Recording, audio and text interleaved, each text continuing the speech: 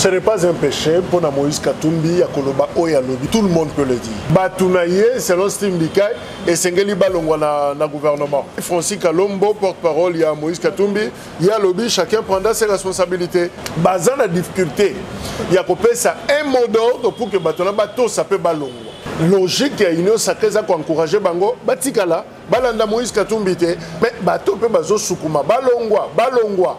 Est-ce que les autres timbika mutu pour quitter Tikala pour les yo pour yakosu et que ça politiquement logique de leur part que bozala kina mutu boya ki wana pour le compte il y a groupe wana et puis al bendani parce que mouvement la bino pe bendani moi je pense que c'est très logique na film Jésus depuis film bandati na suka que Jésus na jida ba yeko yamba oya kena na nzela na ye jida ba kena ko suka fina na ndenge mais oya biso jida na ba yamba na est-ce que vous nous respectez les souverains c'est nous vous avez dit que Moïse ne serait pas congolais selon ba donner na bino koko nyanga lo bango siko lelo na mécanisme nini ayeko zonga leso congolais lelo Katumbi azamabe soki siko Katumbi asali sous déclaration na zongi na union sacrée siko on fait quoi na ba propos sur YouTube masiko non je trouve ça eza banditisme tobemi yango na kati espace politique.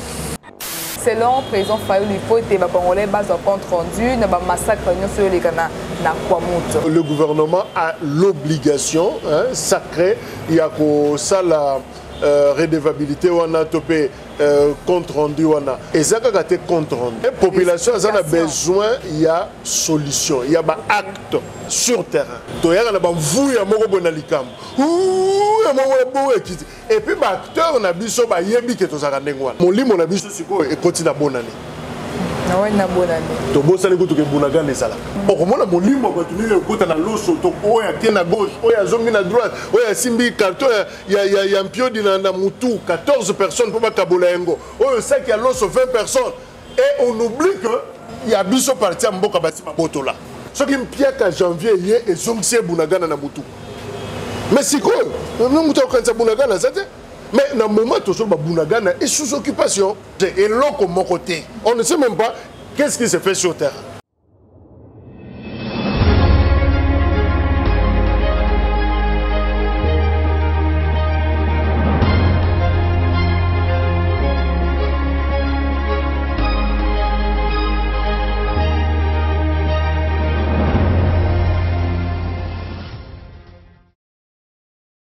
Très heureux de vous savoir nombreux à nous suivre partout dans le monde entier. Bandeko Balandi, au Bopona Plus Clair Télévision pour vous informer. Mbote Nabino, et bienvenue dans l'émission Vérité de tous côtés. Émission Nabino et Sika Toso la Kamboka. Mais avant de commencer, to souhaiter meilleur vœu na Bandeko non so bazui libaku, opportunité.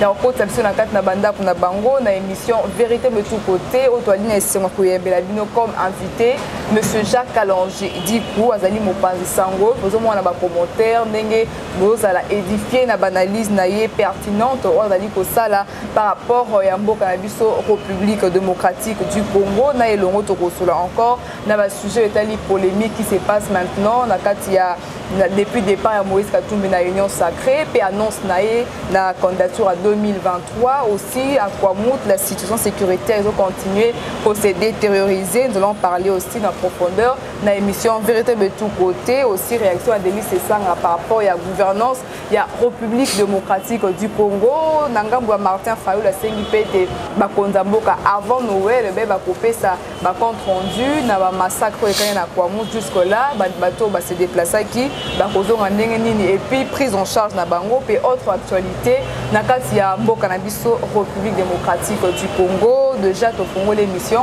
pour na couper ça monsieur Jacques Kalonji Mbote monsieur Jacques Mbote maman Judith meilleur vœu na yo longo to zakina na 2022 nzamba zo suka biso to comme na suka ya mbula et j'espère bien qu'il y a la biso faveur wana il y a comme l'année prochaine autant pour na ba ndeko et belé il y a Plus Clair Télévision baza ko la biso à travers le monde na souhaité binope meilleur vœu merci na ba oyo baza ko encourager biso na makambo toza koloba pona makalisi pona mboka mais aussi observation bisusu au bazako sala biso ezo comme la biso tozo yamba yango souci ezaka moko eza biso noso to pesa makanisi na biso pour Congo et Bonga, Lelo, Pelobi et Zalandenge Moussou. Merci beaucoup, M. Jacques. Avant tout, il y a une personne à Koumélengobaki, mais pourquoi M. Jacques Kalonji a postulé parce qu'il parle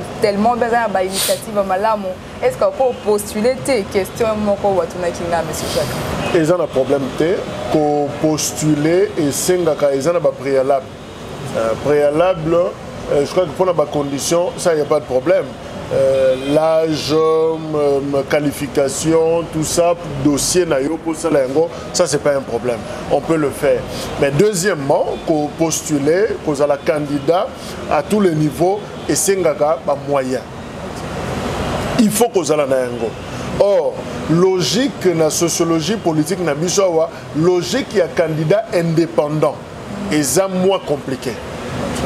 Et ça, moi, pas si Moutoua émerger à réussir en tant qu'indépendant. Il faut toujours appartenir à un camp. Alors, Moussala Naza Kosal en tant que journaliste. Na ambition électorale, na mitia candidat, c'est-à-dire na Kendeko Luka appuie, il y a un parti politique. C'est que je cesserai d'être journaliste. Comment ça, M. Jacques? Pourquoi on a parti d'office? Naturellement. Yo ndenge toyebeli na mboka na biso pe toyambaka bato tout le monde a débat dans fonctionnaka na roya boye bandeko na ngai merci ne boya minga na émission na pesa mbote na autorité morale na biso mama Judith oazola na biso quelque part na pesi président parti ndeko Charlie mbote il faut le faire tous les jours. Est-ce que bandeko bazolanda ils vont accepter qu'un journaliste se comporte de la sorte? OK. Na période d'autocotio, c'est ça le comportement et c'est ça la culture. Et Rosenga la telamba il y a Moutouana, dans les cas là. Tant que vous avez lati lamba maman Judith na émission na yo. Tant que vous avez organisé l'émission, la lati costume. Nana kondimango lisusu. Ça dit écoute les lobes doivent comment catégoriser biso. Ba journaliste c'est maman Judith, ba journaliste c'est papa Charlie, ba journaliste c'est Boye. Alors justement c'est ça. Si na vie il faut qu'on y ait beloko au lingi. Ce qui na lingi yango, je serais bien obligé ya kocha bouton eloko moko. Soit je cesse, on a ça en tant que journaliste, pour na bima pena politique mobimba. Parce que ma benne a biso pesa cette hypocrisie électorale de foi. Mon amoutazoya le rôle azoya, tazoya le rôle azoya, azo mélanger na musala na biso na politique. Bon surtout quand maman nzoka zara sima mututel. OK. C'est là où ça déçoit de foi. Hein, mon discours à mutu façon na ko sala musala ezamala muté.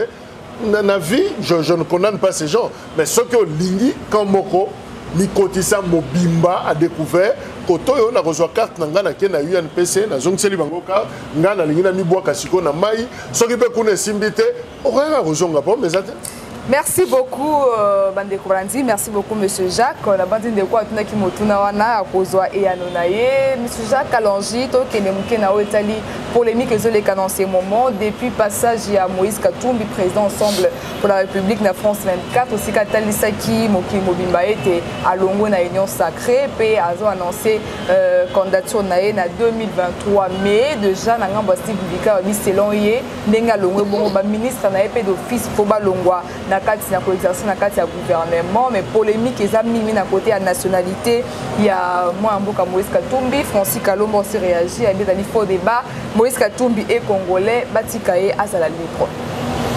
Ce n'est pas un péché pour Moïse Katumbi à Koloba Oya Lobby sur France 24 Radio France Internationale je serai candidat tout le monde peut le dire. Parce qu'ils l'ont déjà fait. Batumoussou avant hier Basalakia. Batata Pogno, Fayoulou, Mouzito, Bazebele, Moutrom Loba qui a causé la candidat. Si Katumbi s'ajoute dans la liste, on a pour la Kolobakaza candidat. D'abord, observation à Liboso, ce n'est pas un péché politique et ça problème était. Deuxièmement, on le dit qu'il y a conséquences. Que Batounaye, selon Steve Bika, et Sengeli Balongwa na gouvernement. Dans l'andi Francis Kalombo, porte-parole, il y a Moïse Katumbi, il y a lobby, chacun prendra ses responsabilités. C'est-à-dire, l'Inkoloba, basant la difficulté, il y a ça un mot d'ordre pour que Batona Bato s'appelle Balongwa. On sait comment ça se passe dans Mboka Nabiso. Devenir ministre au Congo, c'est d'abord résoudre les besoins. Ça dit yo poyo ko se retrouver au kumbi pe ba master bana mai au tchebango na ba poste ou yaza hôtesse ou yaza chargé d'études ou yaza conseiller, ça dit et ça charge. Soko le bon longwa ba to lenyo soko tchebango pa okena bango pa o zo au beti mabe aux onxibiso na chômage.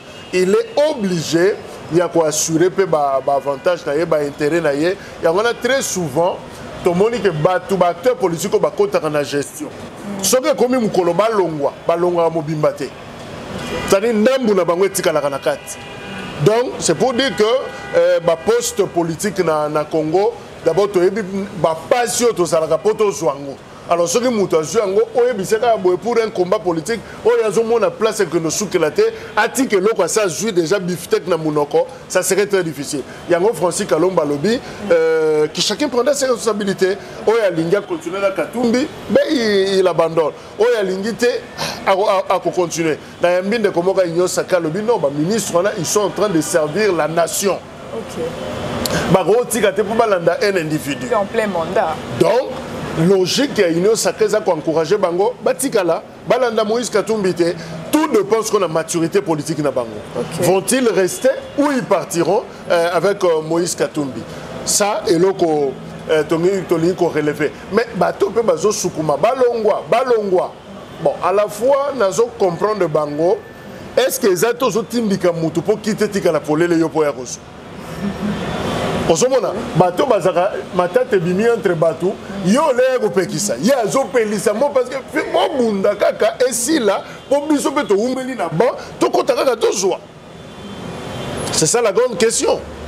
Est-ce que ça va attendre té Moïse Katumbi yese sous likambango grave kaka comme ça bato no ba kende remaniement ya parce que premier ministre azaka muto obédience wana. OK. Dani Banza les autres baza kan Katumbi.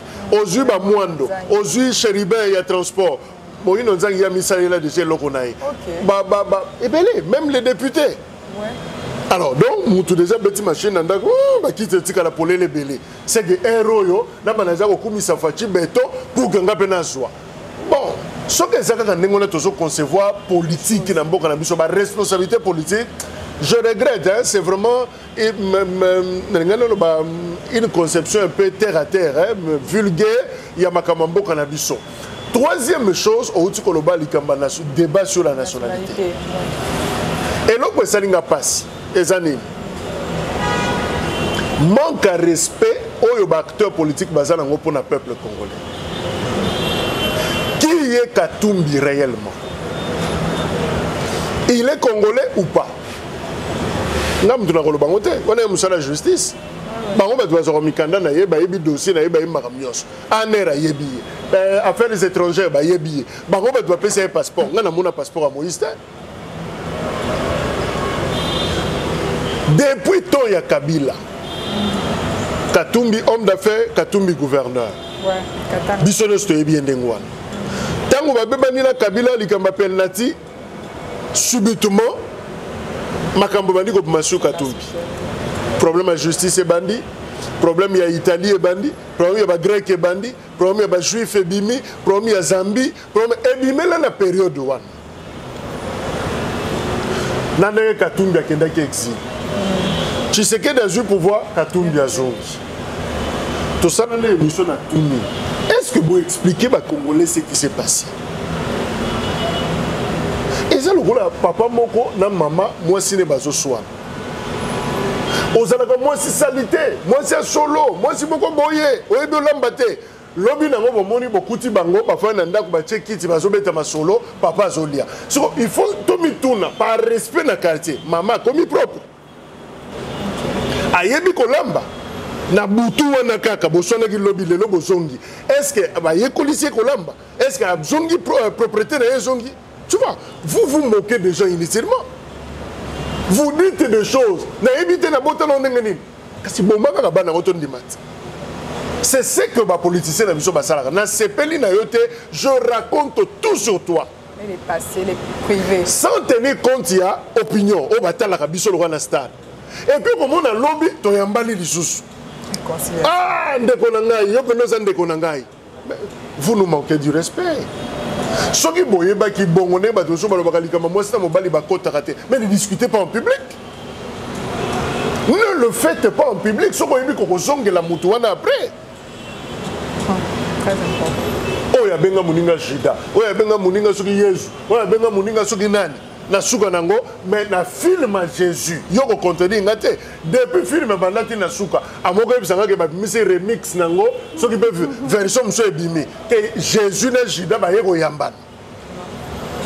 Juda akufa même avant ça. Oh ya kena na nzela na ye. Jida ba kena ko suka fi na ye na ndenge. Mais oh ya biso Jida na ba yambana.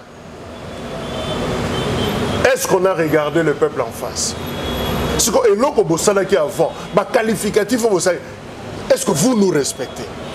Les souverains, c'est nous. Vous avez dit que Moïse ne serait pas congolais selon ba donner na bino. Koko nyanga lo bango. Si ko lelo na mécanisme nini ayeko zonga les congolais. Ba pesi passeport.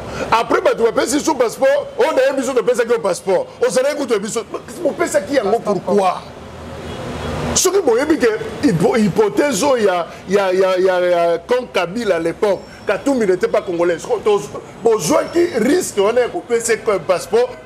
Bonjour ça connaît ce qu'on a. Donc ce qu'on comprend, ngai na kokota makamba Katumbi te. Na kola na yete na yebi famille na tozo yo kaka. Mais je me pose la question dans ces hommes politiques qui agissent sans tenir compte de nous souverains. Les lobes qualifiés Moutouana Boy, le commissaire au centre, le pacoulé sous Bouzoba, certaines mamans, beaucoup dans la chambre, beaucoup de discuter, bino bo messani ko soit na public, bo soit na kapo boyoka ni bo soit ni boyoka, batu wa opese sous couple na bino respect, et c'est ce qui se passe dans la classe politique congolaise. Les lots Katumbi à Zamabe, ceux qui sont Katumbi à salir sous déclaration na zongi na union sacrée. On fait quoi là-bas proposer sur YouTube Massiko? Et puis au monde, il y a des gens qui définissent à leur manière la politique. Oh mon cher ami, la politique c'est comme ça, c'est un monde de coups. On se donne des coups comme... Non, il y a des bandits. Ou peut-être tu n'as pas compris. La politique n'est pas l'immoralité. C'est un monde qui a de valeur aussi. Monsieur Chakalon, c'est comme si la politique en RDC, ils allaient penser que ça les scientifiquement, si on peut parler. Donc, comment ça dans sa manière? Oui, parce que dès le départ, déjà, on ne s'est pas mis d'accord sur certains noms. On n'a pas été suffisamment préparé pour na Moussala Oyo. Moutro Mouta comprend la politique na ndengenaï. Tantôt monsieur le beza le kuta, tantôt monsieur c'est pour servir ses intérêts, tantôt monsieur pour ko better baninga ba kuba tout ça. Ça dit azan déjà na comportement ba ko salaga batu babe. Aye siko akuti espace moka bien o yezo permettre talent na yewana ya criminel et mata muyibi na ye et ya makasi. Et c'est en politique congolaise je précise. Moi je pense que tocha ba valeur. C'est là où on va se comprendre. Même si tu as une famille politique, Morona Maman Judith, tu se séparé, il y a comme une Kamoussou, je ne dirai jamais. Même la Bible nous dit, ce qu'on ne révèle pas des choses, ne révèle pas des secrets. Tant que yo lobby yango, après ce qu'on dit, bobongisa, tant que bobongisa, ce que biso bilo que côté na mutu na biso, orolonde. Comment? Donc moi je pense que nos hommes politiques doivent apprendre à être responsables. Ne nous moquez pas de nous. Carte Montéma, carte d'électeur, Moïse Katumbi, Zambien et tout, je me demande, est-ce que Fabrice Kango, ça se passe quoi? Non mais il se moque du peuple. Yamuna lobby, ne vous moquez pas, Bosakana na bisoté. Tango Bozolo Balikam, opinion côté le monde à moto. Sokeza solo soka le kuta bobomi carrière à motowana, bo BBC image na ye. C'est que tant bozo linga bobongisa, bozo kanisa nini pour la peuple. Ya za zoba agobaka makam. Non, donnez-nous de bonnes informations. Il y a une question tout le monde la fois passée dans le bac. Likamba Kabila, il rentre ou il rentre pas comme candidat président. Je me suis dit mais pourquoi tout ça débat on a si quoi? Et qui fait la justice? Tous ces intellectuels congolais basali. Moutoubo a initié question de la Cour constitutionnelle. Bon, c'est la vision interprétation et la loi. Qu'est-ce dit la loi pour la Soria Kabila? Bah, toi, on a un cafouillage de ya. Bah, continue à mon dossier. C'est qu'on a fièvre politique, on interprète des choses subjectivement. Bon, je peux vous explication mal à monter. Tant que ma camion se fait dans Kimia. C'était le moment où il y a Katumbi, Aza Congolais, toi Aza Congolais.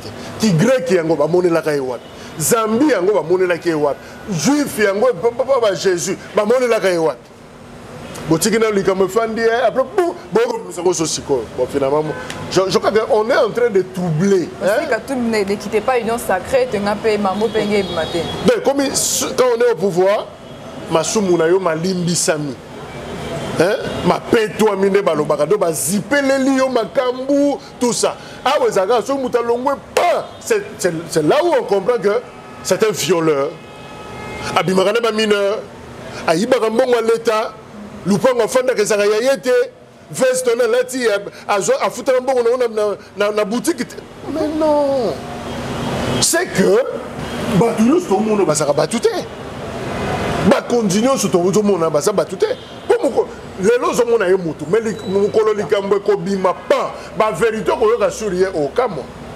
Donc moi je pense que mettons du sérieux aussi na mboka na biso, la classe politique na biso. Je ne dis pas que n'a pas sa mouton raison, n'a pas sa mouton tort, mais ngana ligne na sans sa responsabilité quand je dis des choses sur toi. Et la pena makamba solo, pas et la logique ya koyaka pona salir yo. Et puis bon je rigole. Lobby nango, ça te bon moto, so yo bo changer, quand peine à changer. Non, je trouve ça est un banditisme, to me mis à un espace politique. Merci Monsieur Jacques. La situation sécuritaire n'a pas monté, donc continue à se détérioriser. Il y a le président Martin Fayulu, pas lobby, qui n'avait à Noël au Congolais, Sengili Bayo, comme explication sur la main noire à l'origine. Il y a la violence à pas monter. Le président Félix Oba qui a eu une main noire aux agir au moins sur massacre. Selon le président Fayulu, il faut que les Congolais base un compte rendu, il y a un massacre sur les Ghana n'a pas monté. Puis bateau Babandego c'est des personnes qui tout ça. Est-ce qu'à la veille à Noël, il est possible et ça les mandingues président Martin Fayulu à l'Iko? Non, ils ont politique intérieure. On n'a même pas besoin de Noël pour ça. Je crois que le Congolais, à tout moment, ils doivent être informés sur situation sécuritaire. Il y a Mboka na Bango. Le gouvernement a l'obligation sacrée. Il y a ça la redevabilité ou a topé compte rendu wana. Mais je vais aller plus loin. Nao Martin Fayulu a lobby et ça a été compte rendu. Mais population a besoin, il y a solution, il y a acte, action, misala sur terrain. Koye bisabiso que Tumabe bazana simanda. Babomi 14 000 personnes. Babomi bana, babomi ba violé basi. C'est pas suffisant. Ça c'est le compte rendu. Mais le plus important aussi c'est la biso batuma bewana. Pourquoi ba kota kakak? Pourquoi ba yaka kakak? C'est ça la question. Le plus important ce n'est pas de nous dire Bunagana et Zaboy, mais récupérer Bunagana. Loko la blague. Le 6 mois. Mais c'est comme si on Noël yango da bonne année. Bunagana les aka na maboko la bisoté. C'est comme si Kitimo Mouké, M. Jacques Néré, Congolais, Bazaki déterminé. On parle de Bunagana aujourd'hui 100 jours, 106 jours, 107 jours, 108 jours, 110 jours. Mais apparemment, la monnaie Kitimo. On est la psychologie na biso. Moi, faiblesse côté on est à Ramakasi. Tu as un vouille à Moko Bonalikam. Et puis, l'acteur na biso, Yembi qui est aux Arandengouan. Sur Bazaka, sur les Kambabimi, Basali Lokola.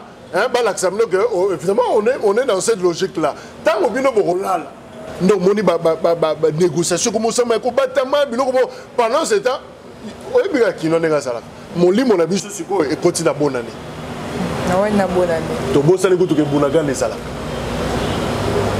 So, on remonte à l'entreprise, on remonte à mon limbo, on a l'osso, on a à gauche, on a zongi à droite, on a simbi carton, il y a un pio dans Moutou, 14 personnes pour Kabolengo, on sait qu'il y a l'osso, 20 personnes, et on oublie qu'il y a biso parti à Mboka Batima Botola.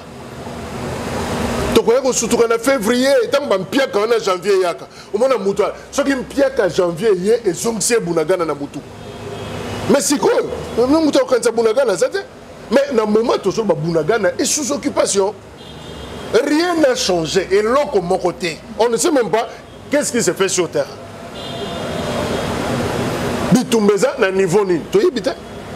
On n'a plus ce compte rendu là. Donc, tout le monde a compris que apparemment c'est comme si on a un peuple émotif. C'est-à-dire que tout le monde va sous-soumer dans les camps, et puis c'est. Alors ceux qui vont comprendre que nous sommes comme ça. Babando Zelaga, Moukolo tension est kokita, beti bord. Moukolo tension est keti, beti. Moukolo tension est keti, ça lui biso surprise. Ya moni ba makambo belé ça la manamboka to sutura biso nyos. Yo monaki document, tenga na monaki monte. Ba c'est comme ça. Qu'est-ce que le 25 décembre? Oh, le 25 décembre. On a nini ba zeli momo yo moi baisse, ya pression Salemi. To sengi ambassadeur à Rwanda qui. On y a confirmé que Ouganda paie. C'est comme ça c'est impliqué. On a vu même Ouganda est derrière aussi. Je vais vous dire sur son nom. Monsieur, tu as été au salon Marshall. Oui.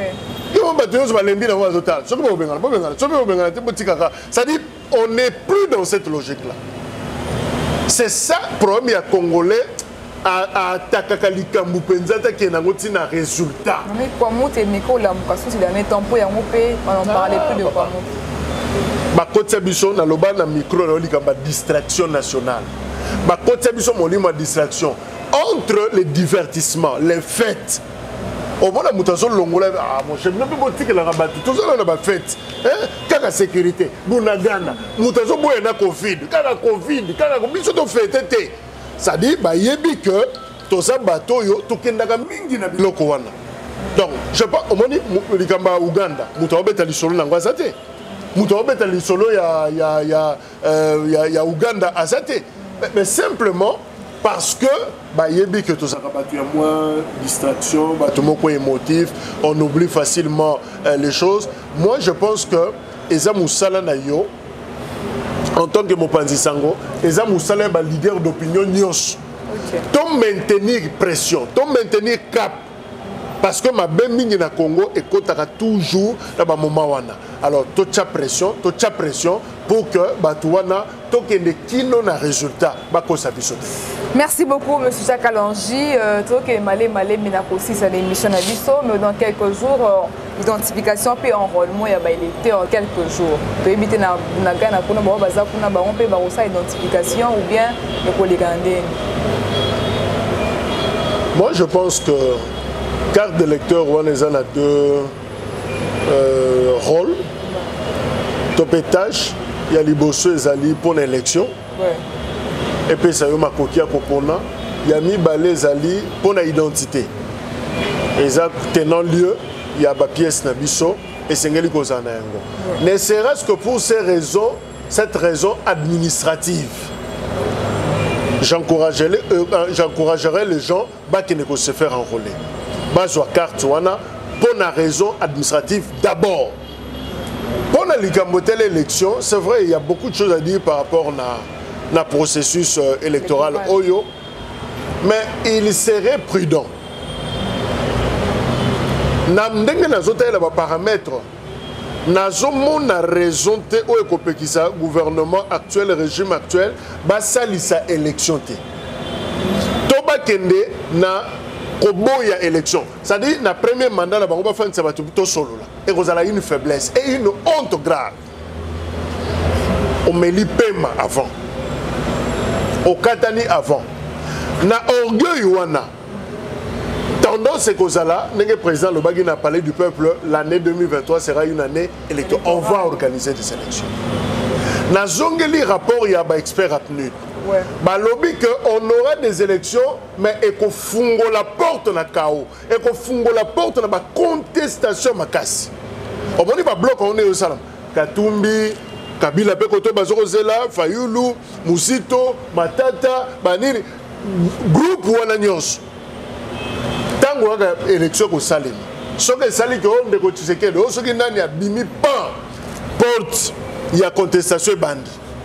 Comme eza phase round ya suka, eza mandat suka et ko fungola biso de contestation de marche ba neko tumba banini suka nango communauté internationale balingande ko pa bongo dale bango ne so ko banzo ibaye bo fandaka kiti moko bo fandaka ka to solola tango ba ko solisa bino le gouvernement régime actuel ba ko boya te po ba yebi o pesa eza ko pa suka. Et ça, ce qui peut demander, et si nous n'avons pas besoin de bango ba ko encourager logique qu'on ait dialogue. Cette fois-ci, liboso ba boye consensus maintenant to fana to sola parce que tout le monde a kokota na kati ya bateau et c'est difficile en Afrique comme on a basali ce dialogue. Pe ba lobi na président aza en fonction ba bi yo olongwe. Parce que le président Moussa Libanda ba e ba c'est très rare. Na éviter na ce qu'on monate. Très rare. Et ça l'a toujours yé pas kozala large union, to fungoli, on peut accorder un ministre, pour un premier ministre, ou dans l'autre camp, et puis, binodio soboke, très moko. Et puis après, sur l'élection en 2028, sur en 2030, et puis on va. Et l'histoire se répète comme ça dans le Congo. Sur depuis Tobandi, depuis 90. Qui non le nom, c'est presque Babylone au moins genre. C'est-à-dire que Balugaga, c'est ok, tu fais autour d'une table, tu fais autour d'une table. Je crois qu'à un certain moment, le peuple Sengela Matsados n'a eu à maturité pour dire que non, comme occasion à Binobo survivre, on doit arrêter cette hémorragie.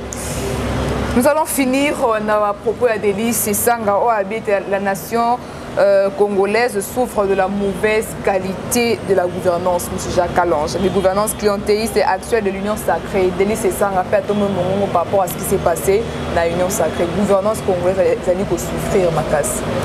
C'est un constat. Ça, le constat. C'est un indicateur pour que ma débat soit beaucoup plus rationnel. C'est-à-dire, et ça ne marche pas, ils ont mabé pour na likambotel, démontrer l'exception dans la classe. Boye pona regard ya ba tableau na lobby conclusion nanga eza boye. Mais ce qui est plus important, alternative va pas besoin proposer Bissot. Si le bilan n'est pas bon. Et après, on fait quoi maintenant? Moi, je pense que je suis tenté de dire élection à ces Zoya. Alors, bataille la population suffisamment pour qu'elle soit éclairée, pour que nous voter malam, voter changement. Effectivement, changement est contre le Congo. Et ça, il y a Koloba. Oui, mais on fait quoi maintenant? Moi, je pense que la meilleure des choses, la démocratie, nous a éduqués dans le sens que ce que gouvernance Moreza Mabé, tu recoutes dans la urne, tu rebongo la macambo, tu rechanges. S'il a d'autres moyens, hypothèse Moussa Ezali, solution mécanisme Moussa Ezali, ils n'ont qu'à communiquer dans la population. Mais moi, je pense que le mécanisme où Ezali a peiné Awa, ils ont dit qu'il y a une élection au Bongo la gouvernance ouana, si ils ont une hypothèse que ils ont malamouté. Maintenant, ce balamou qui apparemment est aussi dans MLC, aussi qui se prépare dans l'élection, mais côté MLC, bon, on a bon car analogique, on a une union sacrée, mais bon, c'est préparé pour les élections 2023. C'est comme s'il y avait un silence dans l'ambouille après. Jean-Pierre Bemba, moi, ah bien, Bemba, ça Moussa Naye, ça là, Moussa Naye, modèle azo kababa poste mikolo na MLC, na écoute de comment je ça ah, na lugata carte MLC na kota na MLC pour Bemba zo funga la bato pena mutema donc azo pesa pour pesa batunios. Moi, je pense que Bemba a compris MLC et outil musika. Oyebi PVO MLC ça qui na en 2006.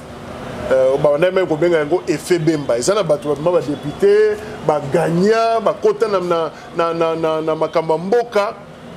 Na simple photo de Jean-Pierre, en 2006. Nenge Salemagi effet Tshisekedi en 2011. Donc, Batebele, Bazoa ville l'eau, na Sima Jean-Pierre. Kokanga Banaye na Kacho, na prison. 10 ans. Et ça dit que MLC ça qui ma parti politique est bello et ça lelo. Ce que tali na kati ya parti on a ozange longi moko ya muta MLC. Ezala ensemble, ezala na FCC, ezala na union sacrée, ezala mutu moko ya MLC ya kala. Ya bandeli azangi te na kati. Alors souci à Bemba après prison eza azongi sa troupe na ye na formule ne bazaki na puissance bazaki na liboso ezo senga positionnement ya batou ezo senga ba moyen et c'est ce que Bemba est en train de faire. C'est du calcul politique, c'est normal. Donc Bemba MLC a ça qu'on s'organiser, a se positionner ba pion na ye, ba luka ba moyen, ba bongama pour la élection zoya parce que MLC azaki na baisse makasi nombre ba députés zaki na même ensemble je crois bazaki likolo azaki vraiment na se makasi. Alors azo luka azonga même si ye moko sort na ye zana nous moi na moi problème parce que banité subordination de témoins corruption dossier ngopé et tikalika ndengwana mais au moins parti ezwa bon monde ezonga na pleu les leux quand même émission na biso aujourd'hui bato muto emeli soko benga nani bonzo mona ke lelo même na TV na radio mongongo emeli se bandi ko zonga bato ba ko bisko koloba bon ezaki bongo période moko ya vache maigre yaki sikoyo Bemba a manager politique azo sala kazong sa boutique azongisa formation politique na ye na inesika na yango mais moi je pense qu'on ne peut que saluer stratégie wana ya Jean-Pierre Bemba. Bon, on verra jusqu'où MLC a rekende na zel na yo. Nous sommes pratiquement arrivés à la fin de notre mission, vérité de tous côtés. M. Jacques Kolilo Banayo, na bandeko basé opportunité à Kolandayo, au basepela kana banaliste nayo, on a otali gouvernance en boka. Nengenyon sur la koleka élection poto polémique il y a Moïse Katumbi, Kouamout, Bounagana, tout ça en résumé, en bref, qu'est-ce qu'on pouvait dire à cette population, à ces Congolais au bassin de partout dans le monde entier? Na kolembate kosenga maturité ya peuple congolais. Tozwa mis en otage pendant longtemps la classe politique. Oyo bakanisa ke baleki biso mayele. Bakanga biso na kati ya mulangi. Tozo bazo ko proposer biso recette kaka moko to baluka ka ne loko moko to vi na biso ezonga kaka ndenge moko. Moi je pense que po eloko wana esila, ma seki wana esila, ezo dépend de la maturité na biso. Le Congo, tout le monde pense qu'il peut diriger le Congo. Ça devient un pays facile. Ah oui, ça aussi je l'ai remarqué. Ça devient trop facile. Au monde où j'ai des ambitions, je suis comme président de la République. Au monde où à tes appétits, vélo, même moi, je suis un vélo. Mais si vous avez un avion, un train, à raisonner 2 fois. Okay. Parce que ce n'est pas n'importe qui qui a mis improvisé un pilote. N'importe qui a mis improvisé un train, un bateau. Mais il y a une voiture, qui même volant. C'est-à-dire, à ça tellement de maîtrise, mais ça, on s'hazardé, mais il crée une catastrophe. Donc moi, je pense que Congo peut comme le rôle à Moutouka, mais ça n'a pas. Tout le monde pense qu'il peut gérer. Oui. Congo a perdre ma vitamine nyoso, a perdre misisa nyoso, oh et ça là que mboka ezala un état. Ça devient trop facile et comme mboka moka pété oh mutu, ça devient vraiment facile. Facilité wana parce que excusez ngana lobango, son peuple est devenu faible. Parce que sa classe politique est devenue a toujours été corrompu et très médiocre. Et une nation qui a une classe politique médiocre, qui a un peuple faible ou affaibli, cette nation risque de disparaître. Il y a un lobby, dans le film Mobutu Roi d'Isaïba, le Morocco, ça Ndambu Yabatu, Morocco, ça peuple mobimbaté pendant tout le temps. Il y a toujours un petit groupe Yabatou. Awana Congo, Libanda Congo, au Bazano na conscience wana pona mboka, ba fungola miso, ba telema, pour finalement to changer mboko direction. To côté la direction moko mabe et si la raté mais le loto bongo là, to changer dans to zoper direction mususu.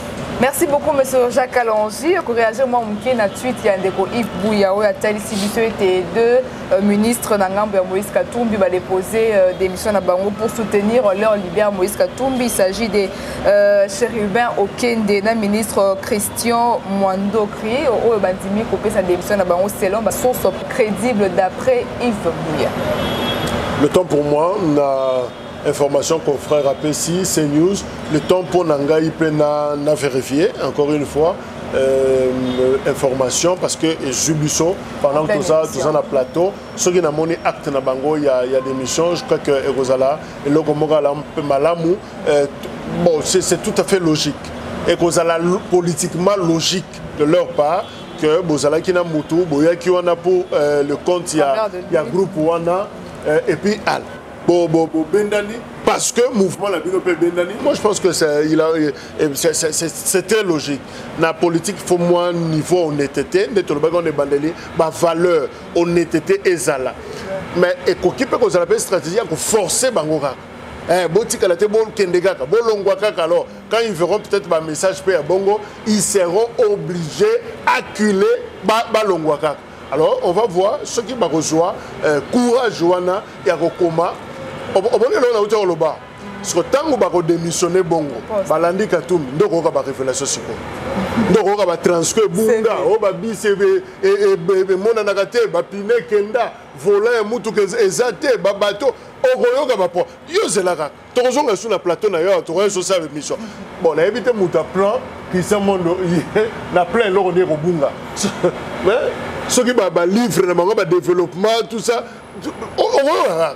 mon financement, mon tout ça, et mon okoyoka ba grande révélation.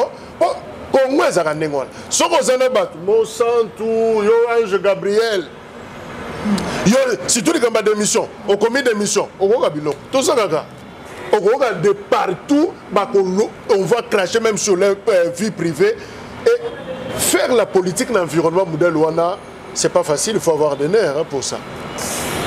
Merci beaucoup, Bandeko Banza Plus Clair Télévision. C'est par ici que nous mettons un terme à l'émission Vérité de tous côtés à Mokolo Mwalelo. Qui ne sera plus encore une fois de plus. Mon amboka Jacques Alonge Idikou. Merci Nabino Bozaki et Belé partout au Kulandabiso, émission Vérité de tous côtés. Merci à la grande équipe technique. Je vois Popolayo Menassi ma caméra. Joël Gonago, chasseur d'images, sans oublier les cordons. Opi Mafugo qui assure l'éditing. On a Katia Plus Clair en télévision. Merci Nababone Nyonso. Aussi l'opportunité à Kulandabiso pour la toute première fois. N'hésitez pas de vous abonner, de liker, de partager et surtout commenter nos émissions. Vous avez une façon de bien soutenir Abisso. Namsa Toali Kosala pour vous informer de la vérité et en temps réel. Meilleurs vœux à tous. À la prochaine. Au revoir.